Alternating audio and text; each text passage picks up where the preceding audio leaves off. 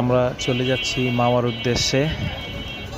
আমাদের তিনজন, আমি, নাদিম এবং Robin, go to Mawa. Mawa highway ধরে আমরা চলে যাচ্ছি মাওয়ার উদ্দেশ্যে ইলিশ খেতে। আর রাস্তায় অনেক ঝোড়ো বাতাস এবং বৃষ্টি। এই বৃষ্টি উপেক্ষা করে সবুজ প্রকৃতির মধ্যে দিয়ে আমরা চলে যাচ্ছি মাওয়ায়।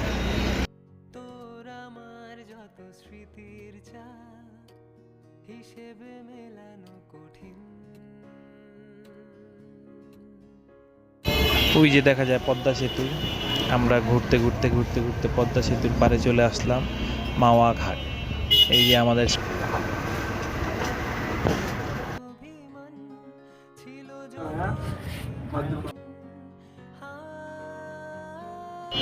এই সেই দুর্ভাগা ইলিশ যাকে আমরা নিয়েছিলাম। কেটে কুটে সব কিছু করে এক্সপার্টের হাতে দিয়ে দিলাম, ভেজে ভুজে সব কমপ্লিট করতেছে। হ্যাঁ, সেই স্বাদ। এই যে আমাদের কুকার,